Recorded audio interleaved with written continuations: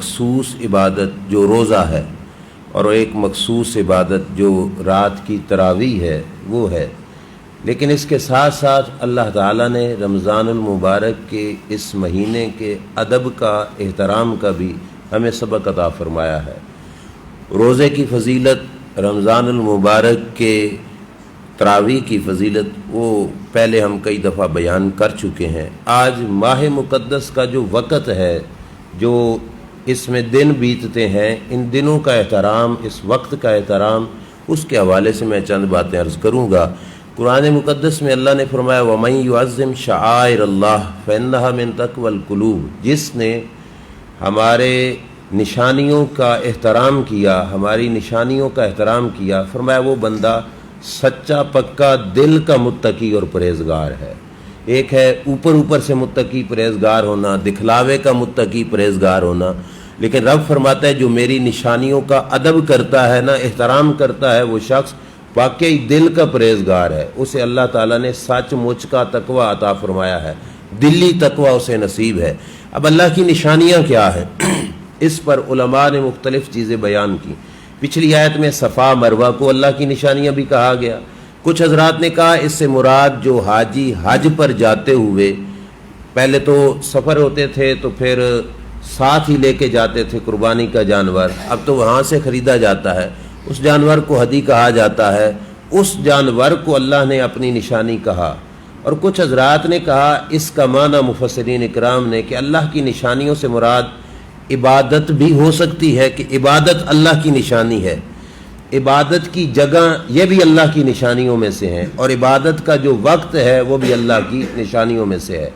اگر معنی ہو کہ اللہ کی نشانیوں سے مراد ہے عبادت، تو پھر روزہ عبادت ہے، یہ اللہ کی نشانی ہے، اور روزے کا احترام ہم پر ضروری ہوگا۔ اور اگر عبادت سے مراد ہو عبادت کی جگہ، جس جگہ پہ عبادت کی جاتی ہے، یہ مسجد عبادت کی جگہ ہے، تو پھر مراد ہوگا کہ اللہ کی عبادت کی جو جگہیں ہیں ان کا ادب اور احترام کیا جائے۔ اور تیسرے معنی کے لحاظ سے ہمارا موضوع بنتا ہے کہ اگر عبادت شاعر اللہ سے مراد ہو عبادت کا وقت، جس وقت میں عبادت کی جاتی ہے، تو اب رمضان شریف کا مہینہ یہ عبادت کا ایک وقت ہے، یہ ٹائم اللہ تعالیٰ گویا فرما رہا ہے کہ جس نے اس مقدس مہینے کا احترام کیا، گویا کہ وہ شخص دل کا پرہیزگار ہے۔ یہ بات ذہن میں رکھنا، ایک ہوتا ہے عمل کرنا اور ایک ہوتا ہے اسی عمل کا احترام اور ادب کرنا۔ کئی دفعہ انسان عمل کرتا ہے نیک، لیکن عمل میں بے ادبی ہو جاتی ہے تو وہ عمل نہ قبول ہوتا ہے، نہ اس پہ اجر ملتا ہے، نہ ثواب ملتا ہے۔ نماز پڑھ رہا ہے، نماز پڑھنا عمل ہے، لیکن نماز کا ادب اور نماز کا احترام یہ ہے کہ نماز کو اچھے طریقے سے ادا کیا جائے، اس میں ریاکاری کی نیت نہ ہو، وہ خالصتاً اللہ کی رضا کے لیے ہو۔ اب ادب اور احترام اگر نماز کا نہیں ہوگا تو پھر نماز خالی ہو جائے گی ثواب سے، اس پر کوئی ثواب انسان کو نصیب نہیں ہوگا۔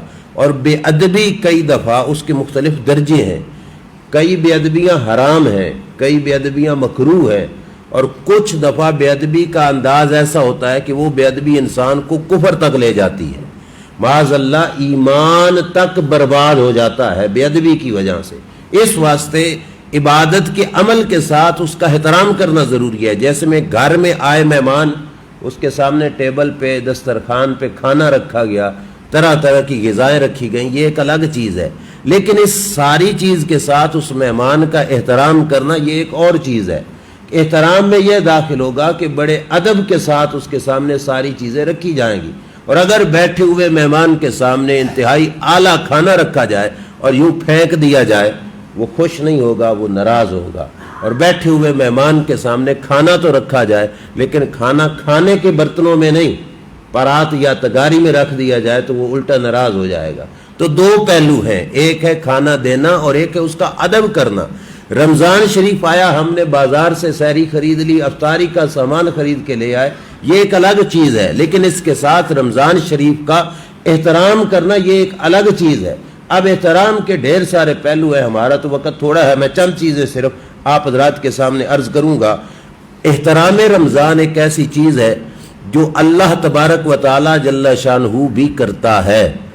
اللہ احترام کرتا ہے کا مطلب یہ ہے کہ اللہ ہمیں اس کا سبق دیتا ہے کہ دیکھو میں نے ایسا کیا میں رب ہو کر اتنا احترام رمضان کو، پروٹوکول رمضان کی عزت دے رہا ہوں، بندے ہونے کے ناطے تمہارا بھی حق بنتا ہے تم رمضان شریف کو احترام دو، عزت دو، تعظیم دو۔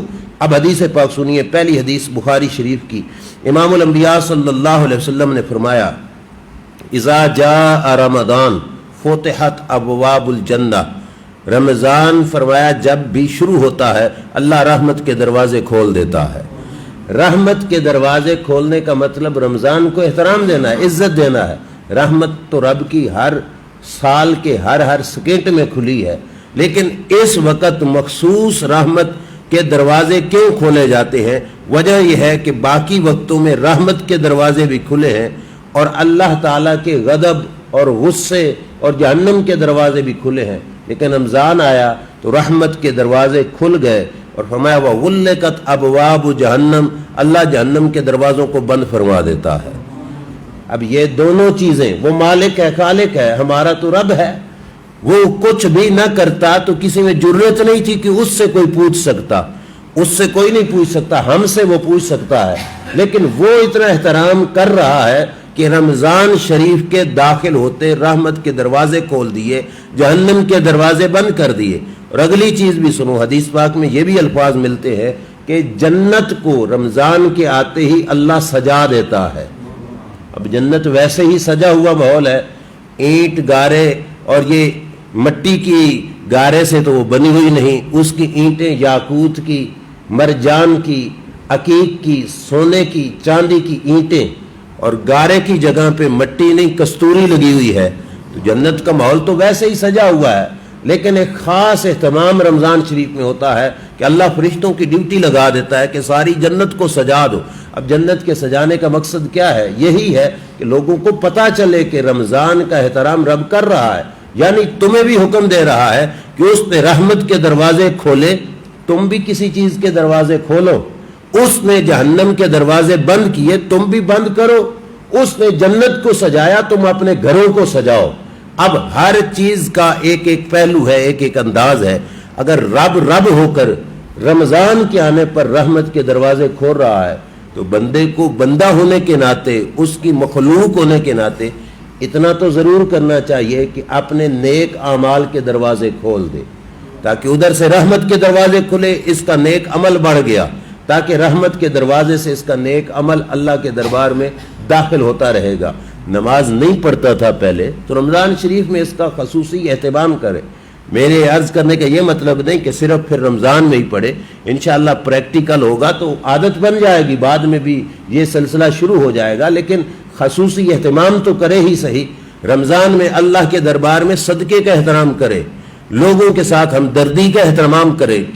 کیونکہ اس مہینے میں جب اس نے مالک نے رحمت کے دروازے کھولے، اپنا گھر کا دروازہ فقیروں کے سامنے کھول دے، مانگتوں کے سامنے کھول دے، مانگنے والوں کے سامنے کھول دے، تاکہ پتہ چلے کہ یہ بھی رمضان کا احترام کر رہا ہے۔ لوگوں کے ساتھ محبت، احترام، عزت، پیار، امن، اس کے دروازے کھول دے، لڑائی جھگڑے بند کر دے، تاکہ پتہ چلے اللہ کے عمل سے، اللہ نے جو کچھ کیا اس سے اس نے سبق سیکھا۔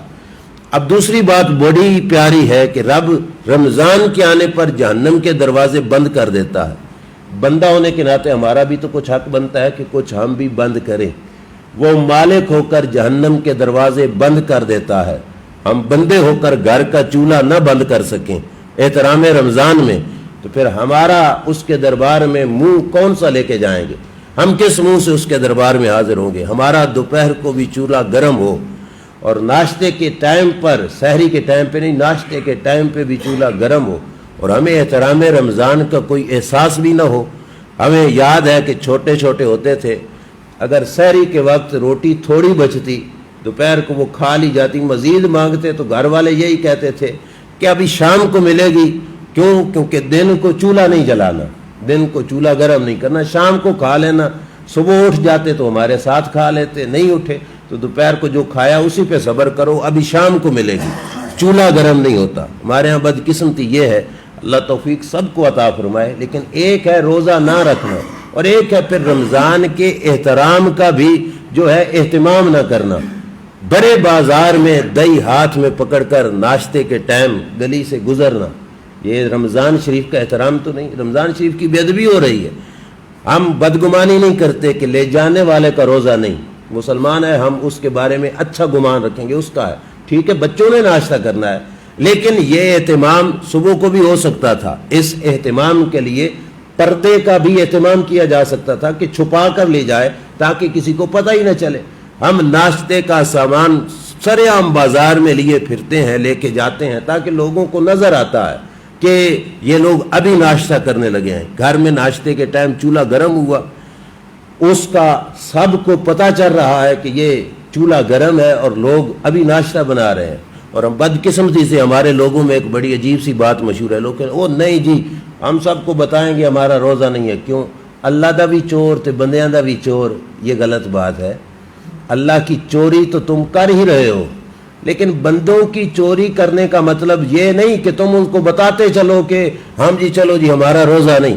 روایات میں آتا ہے اور شرعی حکم یہ ہے کہ انسان سے گناہ ہو جائے تو انسان اپنے گناہ کو چھپائے۔ اگر لوگوں کی نگاہوں سے گناہ چھپا رہا تو کل بروز قیامت بھی رب اس گناہ کو ظاہر نہیں ہونے دے گا۔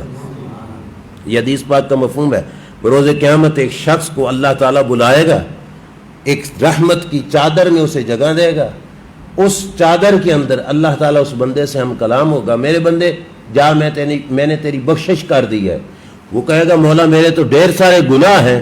اللہ فرمائے گا بندے اگر دنیا پہ نہیں نہ کھلنے دیے تھے تو آج حشر کے میدان میں بھی ان گناہوں کا پردہ نہیں کھلنے دوں گا۔ وہ پردہ ڈالے اور بندہ خود پردہ کھولے کہ سر عام لوگوں کو بتائے۔ اگر مجبوری ہے، کوئی پرابلم ہے تو شریعت نے ابھی آیت سن رہے تھے کہ وَعَلَى الَّذِينَ يُطِيقُونَهُ فِدْيَةُ طَعَامُ مِسْكِينٍ، کہ اس کے لیے اللہ تعالیٰ نے ایک فدیہ رکھا، وہ بھی مجبور شخص کے لیے۔ لیکن اس کا یہ مطلب تو نہیں کہ میں مجبور ہوں تو میں گلیوں میں کھاتا پھروں، ہمارا چولہا بھی گرم ہوتا رہے اور لوگوں کے سامنے یہ سارا کچھ چلتا رہے۔ اللہ کریم جل شانہ نے اس کا ایک الگ اہتمام بتایا، اور لوگوں کی نگاہوں سے جب ہمارا جرم چھپا ہوا ہوگا، یہ لوگ گواہ ہے۔ حدیث پاک میں نبی کریم علیہ السلام نے فرمایا تم اللہ کے گواہ ہو روئے زمین پر۔ ہمارے گناہ کا پتہ اگر کسی شخص کو لگ جاتا ہے تو وہ شخص بروز قیامت ہمارے گناہ کا گواہ بنے گا، تو اس کو گواہی سے بچاؤ کہ ہمارے خلاف گواہی نہ دے سکے۔ ایک مسئلہ فقہی بھی عرض کرتا چلوں ضمناً، عشاء کی نماز اگر کسی شخص کی خدا نخواستہ قضا ہو جائے، اب قضا میں 4 فرض بھی پڑھنے ہیں، 3 وتر بھی پڑھنے ہیں، فقہا نے لکھا صرف لوگوں سے پردہ بنانے کے لیے، فقہا نے یہ لکھا کہ اگر لوگوں کے سامنے 3 وتر کی قضا کر رہا ہوگا تو دعائے قنوت کے وقت جس وقت اللہ اکبر کہے گا تو ہاتھ اٹھائے گا۔ اب زور کے ٹائم قضا کر رہا ہے، ہاتھ اٹھیں گے تو لوگوں کو آٹومیٹکلی پتہ چل جائے گا کہ یہ 3 رکعتیں بھی پڑھ رہا ہے، رکوع سے پہلے ہاتھ بھی اٹھا رہا ہے، تو پکی بات ہے یہ عشاء کی قضا کر رہا ہے۔ تو اب لوگوں کو پتہ چل جائے گا اس کی عشاء رہ گئی تھی۔ تو علماء نے لکھا یہ بات کہ اس وقت لوگوں کی نگاہوں سے اپنے گناہ کو پردہ دینے کے لیے اللہ اکبر کہو لیکن ہاتھ بے شک نہ اٹھاؤ۔ کیونکہ ہاتھ اٹھے تو پتہ چل جائے گا، ہاتھ بے شک نہ اٹھاؤ تاکہ تمہارا پردہ برقرار رہے اور لوگ تمہارے گناہ کے گواہ نہ بن جائیں۔ اس واسطے صرف ہاتھ نہ اٹھاؤ، اللہ اکبر کہہ لو اور دعائے قنوت پڑھ کے اپنے وتر کی قضا جو ہے وہ مکمل کر لو۔ تو انسان سے جرم ہونا وہ الگ بات ہے، اور جرم میں بے باک ہو کر معاذ اللہ کا دربار کا بدماش بن جانا کہ ہم تو سرعام بتائیں گے جی ہمارا نہیں ہے، ہمارا نہیں ہے، یہ غلط بات ہے۔ اپنے اس جرم کا پردہ دو، اگر ہم دیں گے تو رب بھی دے گا قیامت کے دن، اور پردہ بنے گا تو پھر اللہ تبارک و تعالیٰ اس کی بخشش اور مغفرت کا بھی انتظام فرمائے گا۔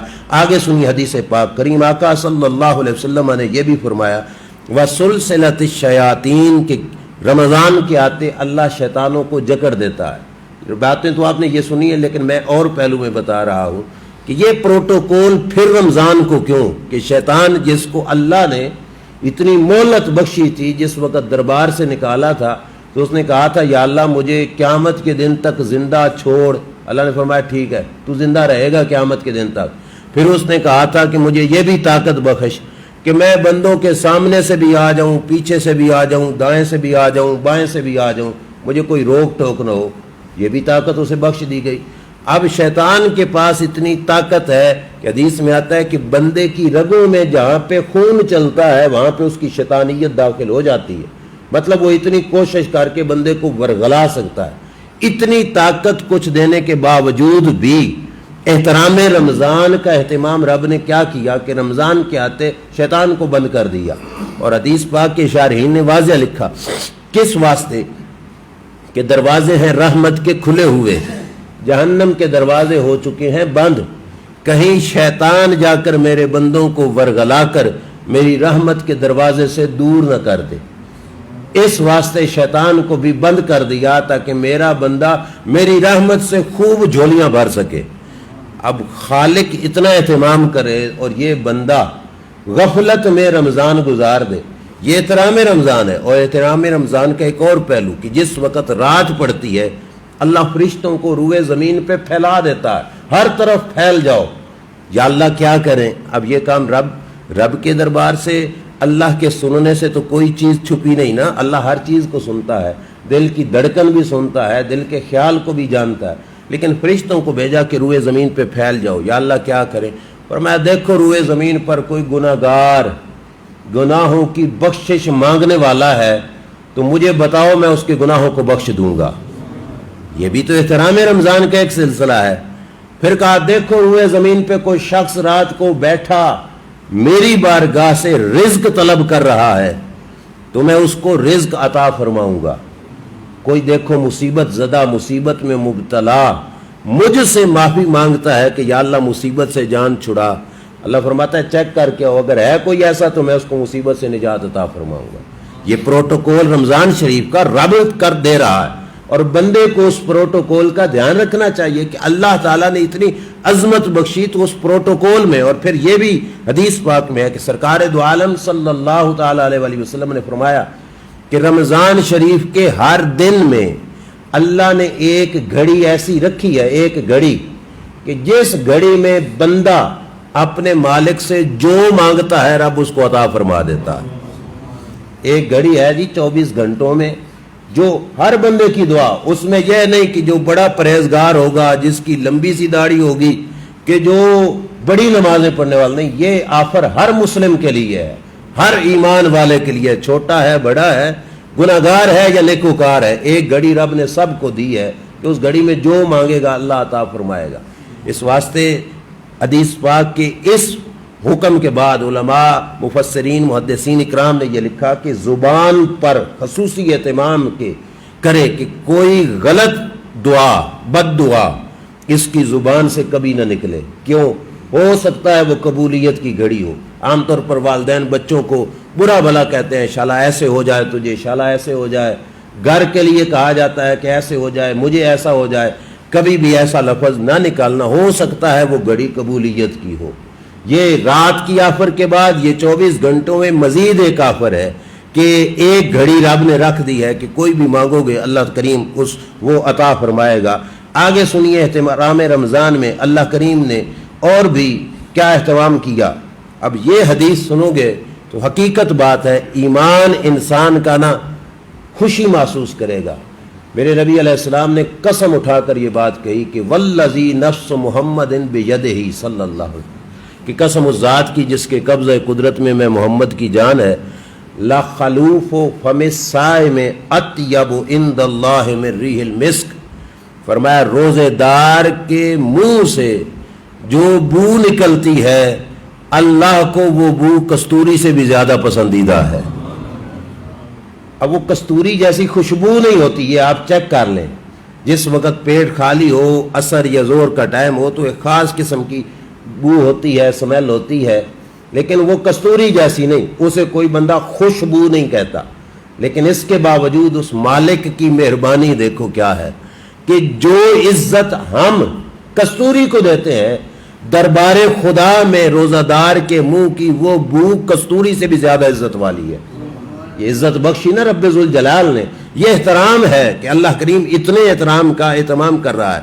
اور اگلی حدیث سنیے, رب ذوالجلال جل شانہ نے مسلمان کو اس احترام کا ایک سبق دیا. وہ کیا ہے؟ فرمایا من لم یدع قول الزور والعمل به فلیس للہ حاجۃ فی ان یدع طعامہ وشرابہ میرے نبی علیہ السلام نے فرمایا جو بندہ زبان سے جھوٹ نہیں نہ چھوڑ سکتا، زبان سے جھوٹ کا بولنا نہیں چھوڑ سکتا اور برا کام کرنا نہیں چھوڑ سکتا، فرمایا رب کو ضرورت ہی نہیں کہ وہ بھوکا رہے اور پیاسا رہے۔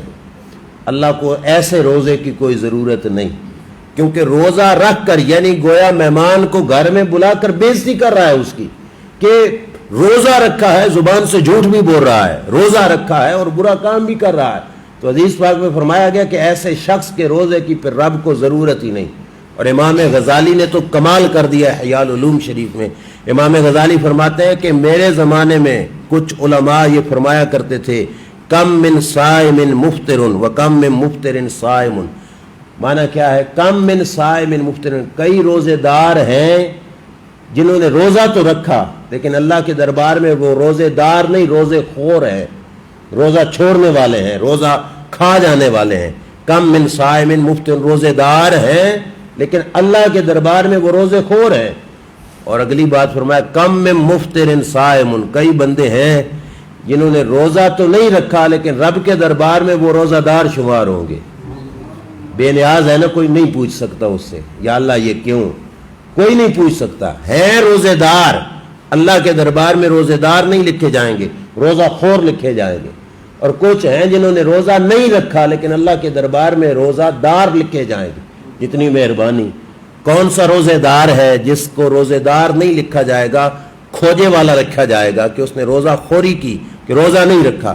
فرمایا وہ شخص کہ جس نے روزہ تو رکھا، روزہ رکھنے سے مراد ہے دن بھر نہ کھایا نہ پیا، کچھ بھی نہیں کیا، لیکن اپنے ہاتھ، زبان، آنکھ ان کو آوارہ چھوڑ دیا، ہاتھ جو مرضی کرتے رہے، زبان جو مرضی کرتی رہے، آنکھ جو مرضی کرتے رہے، گناہ کرتے رہے۔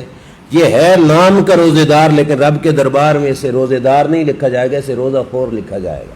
اور فرمایا وہ شخص جس نے کسی مجبوری کی وجہ سے روزہ نہیں رکھا، مطلب دن کو کھاتا رہا پیتا رہا وہی پردے میں، لیکن اس نے زبان کو روکے رکھا کہ زبان غلط نہ بولے کیونکہ رمضان کا مہینہ ہے، ادب کیا، آنکھ غلط دیکھے نہیں کیونکہ رمضان کا مہینہ ہے، ادب کیا، ہاتھ سے کچھ غلط کیا نہیں کیونکہ رمضان کا مہینہ ہے۔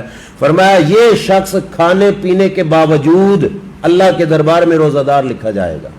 یہ کرم نوازی ہے نا اس کی کہ اس نے، اللہ نے روزے کا کھانے پینے کو چھوڑنے کا نام روزہ نہیں بنایا، احترام رمضان کا نام روزہ ہے، کہ اس نے احترام پورا کیا، کہ اس نے احترام کو جو ہے اپنے پاس سے اللہ کے دربار میں جو کچھ بھیجا اس میں احترام کا پورا درجہ تھا۔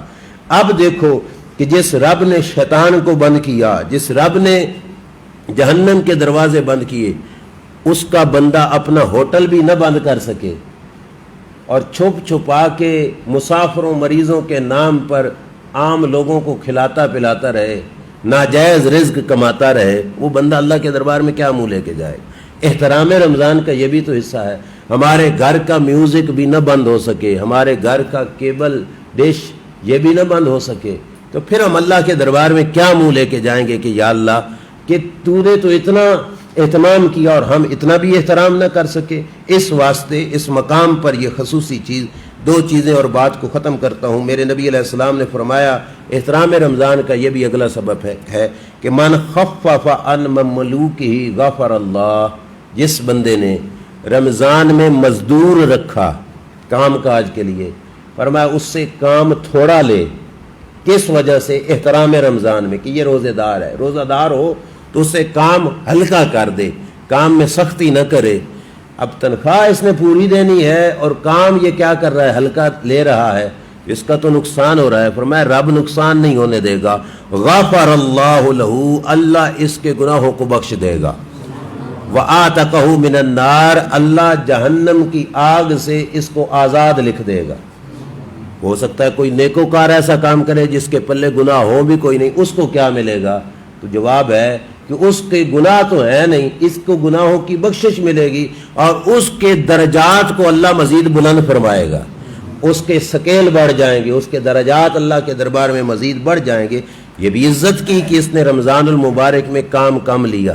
آج تو بدقسمتی سے ہمارا ماحول ایسا ہے کہ ہم کہتے ہیں ہم نے جی کام کرنا ہے، ہم روزہ رکھتے ہی نہیں ہیں، روزہ رکھ کر کام کرے تو پھر رب ذوالجلال اسے اس سے بھی زیادہ درجے اور اجر عطا فرماتا ہے۔ ہمارے کچھ علماء حضرات وہ بتاتے ہیں کہ ہم ایک علاقے میں گئے تو وہاں پہ مستری کام کر رہے تھے، یہ ایک سخت کام ہوتا ہے، حالانکہ مستری کام کر رہے تھے تو کہا کہ جس وقت دوپہر ہوئی تو باقی مزدور اور مستری بیٹھ کے کھانا کھانے لگے، تو ایک مستری سائیڈ پہ بیٹھ گیا، وہ کھانا نہیں کھا رہا تھا، سٹے کیا اس نے لیکن وہ کھانا نہیں کھا رہا تھا۔ ہم اس کے پاس چلے گئے، ہم نے پاس جا کے پوچھا تم کیوں نہیں کھانا کھا رہے؟ اس نے کہا میرا روزہ ہے۔ ساتھیوں نے روزہ نہیں رکھا لیکن میں نے روزہ رکھا۔ ہم بڑے خوش ہوئے۔ جو کام کروانے والا تھا نا مالک، اس کے پاس گئے کہ ہم نے کہا کہ یہ تیرے مستری صاحب یہ روزہ دار ہے، تمہیں پتہ ہے؟ اس نے کہا ہمیں پتہ ہے کہ یہ روزہ دار ہے۔ پوچھا کہ تمہیں کیسے پتہ چلا؟ اب یہ بات بڑی توجہ طلب ہے کہ جس بندے کی نظر صرف رب کی ذات پر ہو، مالک کو پتہ کیسے چلا کہ میرے گھر میں کام کرنے والے مستری کا روزہ ہے؟ انہوں نے پوچھا تو مالک بتانے لگا وجہ یہ ہے کہ جب میں نے کام پہ رکھا تو اس نے مجھے بتایا تھا کہ بھائی میں نے روزہ بھی رکھنا ہے، کام بھی کرنا ہے، اور ظاہری بات ہے کہ روزے کی وجہ سے جسم میں کچھ نہ کچھ نقاہت، کمزوری ہوتی ہے، کام ہلکا تھوڑا ہو جاتا ہے۔ اس وجہ سے میں دوسرے مستری کی بنسبت 200 روپیہ دیہاڑی گھٹ لوں گا، کم لوں گا، دیہاڑی بھی کم لوں گا۔ کیوں؟ کیونکہ میرا کام ہو سکتا ہے دوسرے سے کم ہو تو کہیں زیادتی نہ ہو جائے۔ یہ ہے وہ بندے جن کی نظر فقط مالک کی ذات پر ہوتی ہے، ان کو یہ نہیں چاہیے کہ کچھ دنیا میں ملے، وہ کہتے ہیں مالک ہی دے گا جتنا کچھ عطا فرمائے گا۔ تو اس واسطے اپنے کام کرنے والے کے ساتھ بھی حسن سلوک کرنا، یہ بھی احترام رمضان میں داخل ہے۔ اور نبی کریم علیہ الصلوۃ والسلام نے فرمایا اللہ اس مہینے کو جو عزت دیتا ہے وہ یہ ہے کہ شہر یزاد فی رزق المومن، اللہ مسلمان کے رزق میں اضافہ فرما دیتا ہے، مسلمان کا رزق اس مہینے میں بڑھ جاتا ہے، پہلے کی بنسبت اللہ روزی زیادہ عطا فرماتا ہے۔ اور یہ وہ مہینہ ہے جس مہینے میں ایک نیکی کا اجر 70 نیکیوں جتنا، اور ایک فرض کا اجر 70 فرضوں جتنا۔ یہ بھی پروٹوکول ہے، رمضان المبارک کو اللہ تعالیٰ نے دیا، عزت دی، احترام دی۔ یہ احادیث اور یہ فرامین عرض کرنے کا میرا مقصد یہ ہے کہ ہم روزہ ضرور رکھیں لیکن روزے کے ساتھ روزے کے احترام کا لازمی طور پر اہتمام کریں، جتنا ہو سکے ماحول میں اس چیز کو جو ہے اجاگر کیا جائے تاکہ باہر سے آنے والے کو بھی پتہ چلے کہ محلہ مسلمانوں کا ہے، یہاں پہ مسلمان رہتے ہیں اور مسلمانوں کا رمضان ہے۔ اس واسطے مسلمان اپنے رمضان شریف کے ادب کا، احترام کا درس دے رہے ہیں۔ ہم چھوٹے تھے تو محلے میں ہمارے عیسائی رہتے ہیں، دکان سے اگر وہ جا کر سگریٹ بھی لیتے نا تو وہ گلی میں سگریٹ نہیں کھینچتے تھے، عیسائی بھی۔ کیوں؟ وہ اپنے بچوں کو بھی منع کرتے تھے، صرف اس خاطر کہ رمضان شریف ہے مسلمانوں کا، لہذا ہمیں ادب کرنا چاہیے۔ جب ہم کرتے تھے تو پھر غیر بھی کرتے تھے، اب جب کلمہ پڑھ کر ہم نہ کریں گے تو پھر دوسرے لوگوں سے کیا امید کی جا سکتی ہے؟ تو ہمارا حق بنتا ہے کہ پورا اہتمام اس سلسلے میں کیا جائے۔ مجبوریاں ضرور ہوتی ہیں لیکن مجبوری کے لیے پردے کا اہتمام بھی لازمی اور ضروری ہے۔ گھر کی چار دیواری میں بھی بیٹھا ہے تو اندر کمرے میں بیٹھ جائے، کوئی مریض ہے، پریشان حال ہے تو اس کے لیے یہ اہتمام پردے میں بھی ہو سکتا ہے۔ تو پورا ادب کرنا، احترام کرنا یہ ہماری ذمہ داری ہے۔ اللہ تعالی عمل کی توفیق عطا فرمائے۔ وآخر دعوایا ان الحمد